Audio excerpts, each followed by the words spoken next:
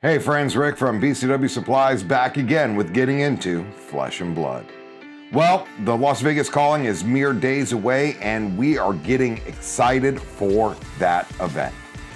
There are two events that I will be playing in so far at the Las Vegas Calling event. Friday, the world premiere of Tales of Aria sealed event. I plan on participating in that event as well as participating in the Calling main event on Saturday. And depending on how I do or don't do in that event, I may be playing in the Pro Quest as well on Sunday.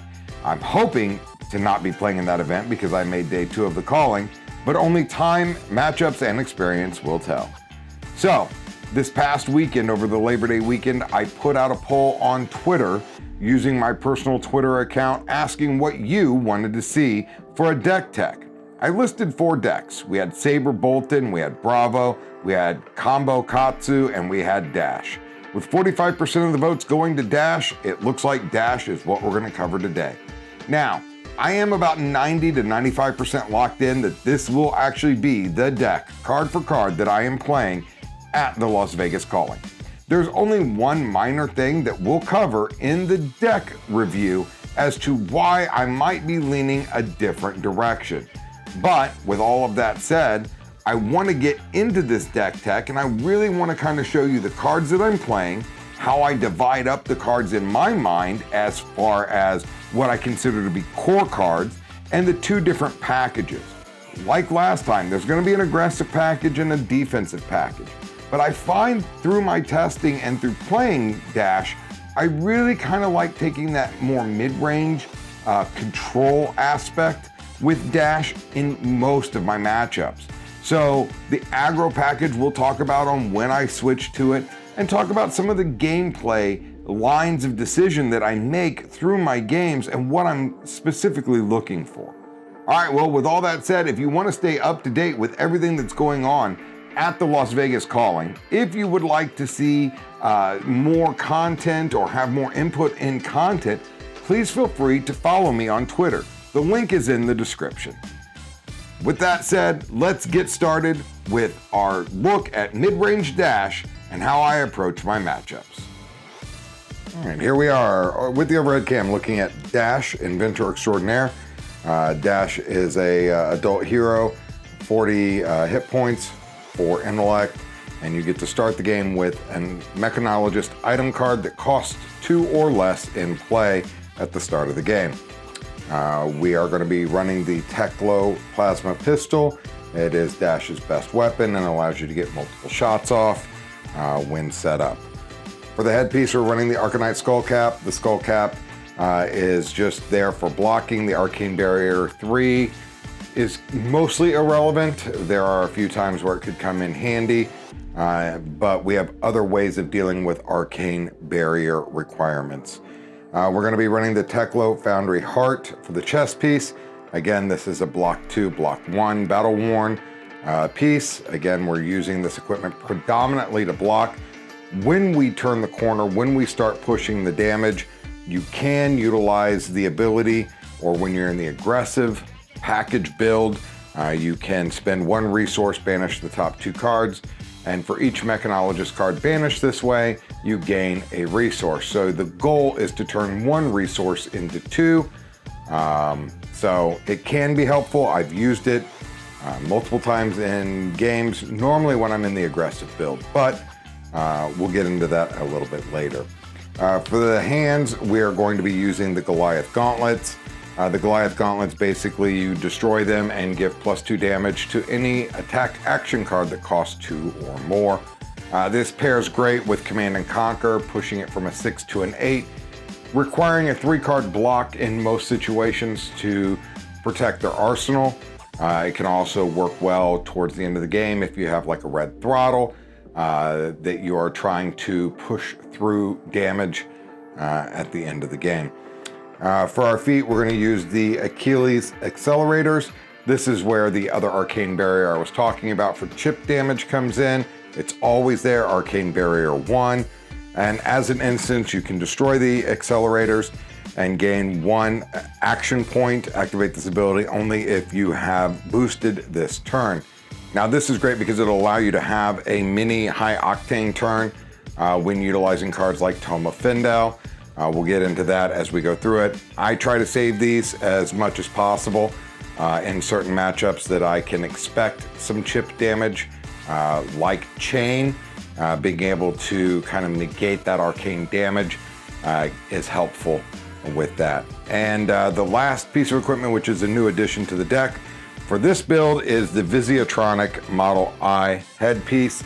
Really, I'm running this because I feel like there is a void of arcane barrier in a lot of the classic constructed decks, and I do expect to potentially see Kano this weekend in Vegas. I thought I would see more of it at the Road to Nationals. I didn't, but it is here for that matchup specifically. The Destroy effect is okay in the aggressive matchups, but I think I'd rather have the Arcanite Skullcap just for more equipment damage blocking. But really, it's here for the Arcane Barrier too. All right.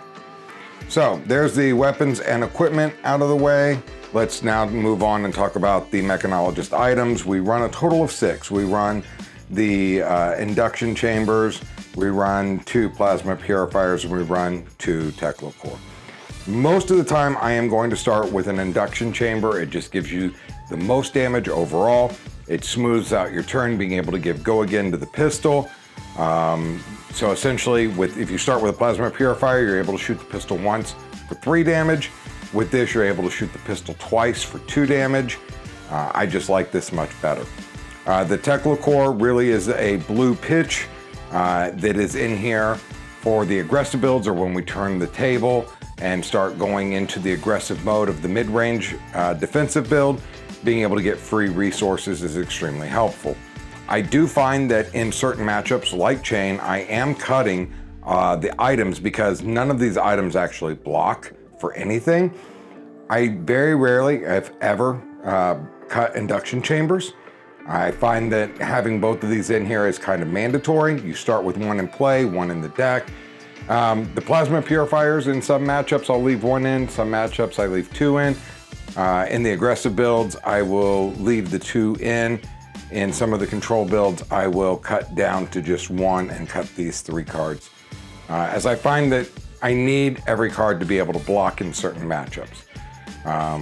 And really, the deck like Bravo, I cut both of them just because Bravo is less likely to block 2 damage from the pistol even with go again, but a 3 damage, now they're getting full block value out of their card. So it's just a little mind game, but a lot of times you can get 2 damage to go through on the pistol with the induction chamber, where they would block 3 damage from the pistol if you use the plasma purifier.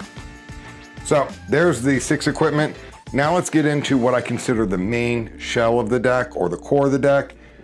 These are mechanologist cards that are typically in no matter what. I'm running 3 red 0 to 60s, I'm running 3 red zipper hits, and I'm running 3 high octane. Now the high octane is typically something that you're gonna see in the aggressive builds. I like to run it no matter what. It does cycle. Basically you play it, you get to draw a card. It does allow you to run Toma Findel without really having a punishment for using the Toma Findel. You can still carry on with your turn. You can gain life, draw more cards. And it's also just a helpful card because it is a action card. It is a non-attack action card that blocks for 3. So in matchups like Bolton, where blocking with non-attack action cards, high impact is a great choice to block with. Moving on to the yellows, I run the 3 yellow 0 to 60s and the 3 yellow zipper hits. Now again, zipper hit and 0 to 60 are phenomenal. In fact, we run all 9, 3 red, 3 yellow, 3 blue. And then we run 3 Spark of Genius. Now this is our tutor effect to get our item cards out, to be able to assemble, another induction chamber or get a plasma purifier in play. Also like High Octane, this is a block 3 that is a non-attack action card. I find that Bolton is on the rise, and having more of this in here that is a block that does not trigger Bolton's ability to give his cards go again is helpful. So These are the reds and the yellows, a total of 9 red, 9 yellow in the deck for the core. All right, now where Dash is extremely hungry is going to be in the blues. Again, we're running 3 blue 0 to 60s and 3 blue zipper hits. Great Mechanologist cards. Again, block for 3, they're attack actions. We're also running 3 blue throttles, 3 blue high speed impacts, 3 blue combustible couriers, and 3 blue overloop. Now, why are we running 24 blues in the core? It's because you need to be able to fill the steam counters and shoot the pistol. That is your primary source of damage that you're looking for. And when you can pitch a blue, you can put a counter on the induction chamber, a counter on the pistol, fire the pistol, give it go again with the induction chamber, and then with that one floating resource, reload the pistol and fire it again. So that takes a blue to do, so we want as many blues as possible. We're also running 3 lock and load blue and 3 pour the mold blue. These are really in here because they're blue pitches and they're Mechanologist cards for boosting, and they are non-attack action cards. Great for blocking when you're going up against Bolton. This will actually put us up to a total of 12 non-attack action cards in the core that allow us to kind of deal with Bolton. They're great for blocking because they both block for 3 and they both pitch for 3, as well as being Mechanologist cards. So I really like this loadout. Normally these cards stay in, and now we talk about what cards I bring in and how I shape my deck. Now, like I said in the intro, I do like to run this more mid-range, more control. Just found in most matchups, Dash really doesn't have on-hit effects that many people care to block, so really you're just doing damage. And when you're looking at doing damage, you really want to make sure that you're getting the most bang for your buck. And that's where I think the defense package really outshines the aggressive package. So in the defense package, I'm running 2 Toma Findel. Again, we talked about this with high impact and with the Achilles accelerators.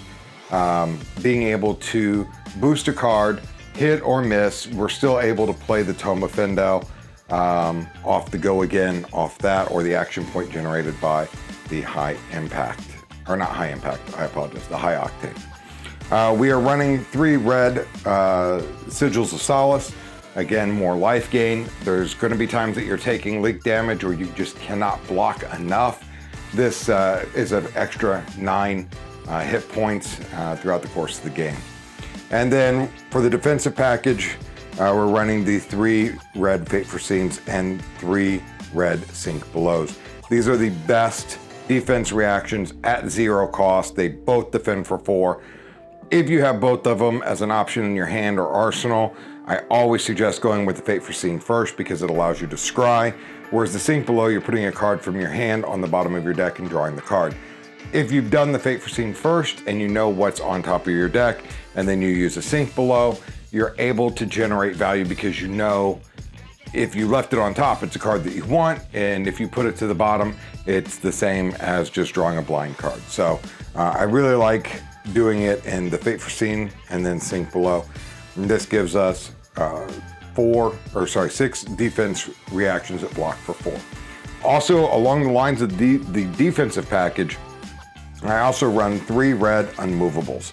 Now, with the changes to chain, I have found that unmovable red is almost a must. It blocks for 8 when it comes from the arsenal, blocks for 7 when it comes from the hand.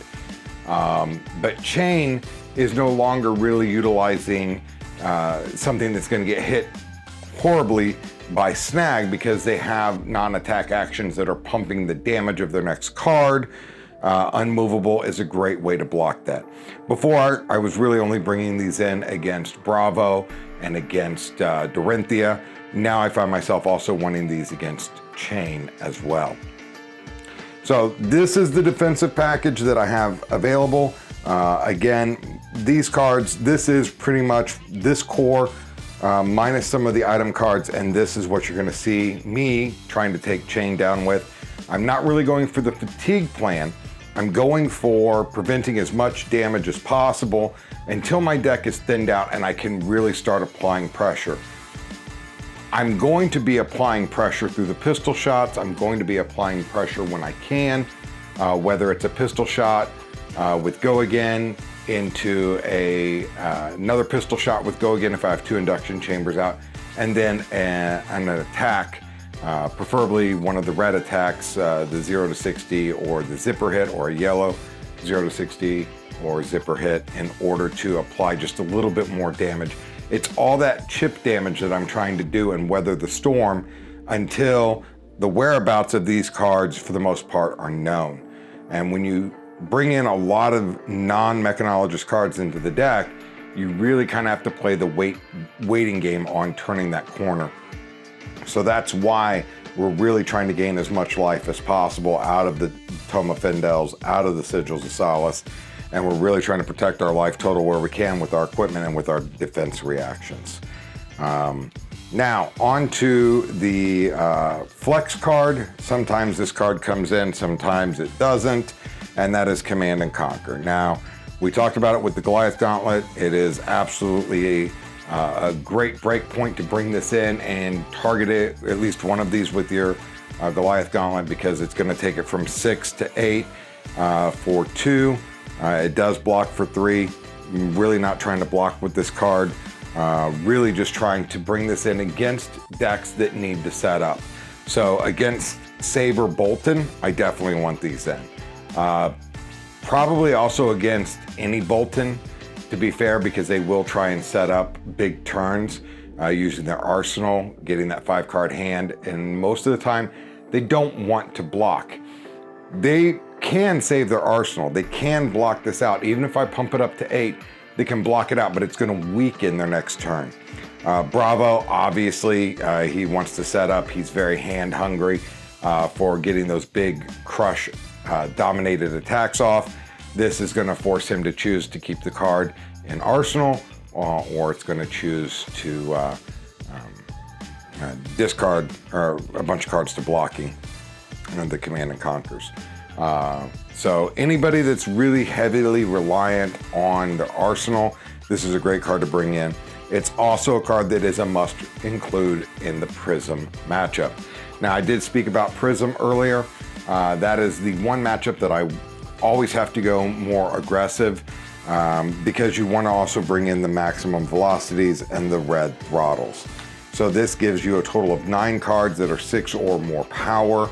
The maximum velocity is great for their Herald of Judgment, just because it reduces it to 9, but that's still greater than 6. These two, not so much. You still have the Heralds that you know that you have to block. So this is, you want to have enough in your deck that you can pop those with 1 card, giving you more cards to come back on the attack with. And then I'm also running for the aggressive build, the high speed impact in red. Now I can sub this out if I'm going into a matchup with the high octane that is in the core. If I'm not bringing the Tome of Fendels in, or if I'm taking the tomes out, I can bring these in. Really, it's just kind of learning the matchups when you need to be aggressive. For example, if I don't need to be aggressive and I don't need to bring these in against Katsu, really I only bring these in against Prism, or when I'm going full aggression because it is a mechanologist card and I want to be able to boost freely and I need those. But I can bring these in, these throttles and these high speed impacts in, and trim on some of the defense reactions when I'm trying to race my opponent. So this is really the deck in its core and its different packages. I did want to talk about a couple of the matchups a little bit more in depth, just to give you a little bit more bang for your buck in this video. We talked a little bit about we talked a little bit about Chain. And again, the real secret tech here is bringing in the unmovables. Most of the time I'm bringing in 2, but here recently with some testing, I found that bringing in that 3rd one really helps. The defense reactions against Chain are great because it's allowing me to block some of their bigger attacks that they're going with now over just going as wide as possible. It really helps. Again, nothing really to say about the life gain. This is really good when you're trying to protect your life total. These mostly come out, I'll leave in the tomes, but I'll take the sigils out when I go into the build focusing on aggression, because I need the deck space and I need fewer misses for boosting when I'm in that package. Again, all of our defense or all of our attack actions typically stay in. I can trim on Pour the Mold and Lock and Load as well if I'm not going up against a deck that I need the non-attack action blocks for. So if I'm not going up against Bolton, but I'm trying to go into a more aggressive build, I can trim on those as needed. So when am I going to be defensive? Well, I'm definitely going to be defensive against Chain. I'm definitely going to be defensive against Bravo. I'm definitely going to be defensive against Dory or Dorinthia. Those three I really need to be defensive against. Katsu's hit or miss. I really want to be defensive against Katsu. His combo turns and as much damage as he can pump out are brutal. Being able to block things fully or being able to get around, block something from hand with an attack action card, and then being able to have a defense reaction for when they raise a reflex is crucial. But in Katsu's case, I definitely want Command and Conquer in, because they will set up part of their Surging Strike combo line in the arsenal, whether they're putting the release there or the Roman Gust Wave there. You really want to try and punish them, and you want to make them block when you can. So this is one where I probably don't bring in I definitely don't bring in the unmovables, and instead of the unmovables, I bring in the Command and Conquers, just because I have to have the ability to punish or punish them for keeping a card in their arsenal, or try to get rid of their card in the arsenal. So if they want to keep it in their arsenal, they've got to pitch their hand. If they don't care about the card in the arsenal, they'll let it go to their discard pile. They're still going to take a significant amount of damage in that matchup. So the name of the game, just find that balance. So defense pretty much all the way around. Against Prism, I have to, because I need the red throttles and I need the maximum velocities. I need the Command and Conquers. I have to go with the aggressive package. And if I'm going with the aggressive package, I want these in as well. So that's Prism, that's Bravo, that's Bolton. For Bolton, I want to bring these 9 cards in. I also want to bring in the life gain package. I really don't bring in the unmovables, and I try to stay away from the aggression build. I know a lot of people will lean into the aggression build against Bolton, but I find that if it's Saber Bolton, they have one trick. You've got to weather the storm. You've got to keep your life total high. So you want to stay 30 plus on your life total, making it hard for them to kill you in one turn. And you want to make sure you have all of your non-attack action cards that block for 3 in your deck. And this is a matchup where I'm going to trim on Purifier. I'm going to trim on the Techlocores. They don't block for anything, even though they're non-attack action cards. They do not block. I'd rather just block them out. Chain, same way. Again, we've talked about him, but he is the boogeyman. I definitely need to keep my life total high. I need to apply chip damage pressure to him. Really, you can't fatigue Chain that much anymore. They've kind of learned how to get around it. Now they go tall, which is where the red unmovables come in. Because with Chain going tall, this is a great way to kind of just answer some of their tall demands. And like I said before, the hardest part about playing Dash well is keeping track of how many non-Mechanologist cards you have left in your deck.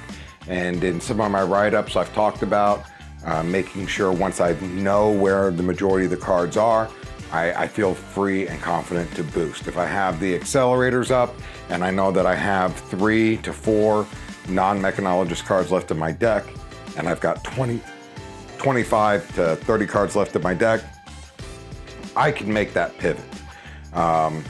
If I don't have that, if I have 7 cards left in my deck, I really need to hold off on making that pivot. At that point in time, I'm looking at greater than 1/4 of the deck being a miss. So I really just need to continue to play my game plan, which is to have a blue hopefully back to load and shoot, to be able to apply a little bit of chip damage and weather their oncoming storm. So this is Dash, a little bit of sideboarding advice, a little bit of when I go with what package, and this is what I'm considering playing in Las Vegas.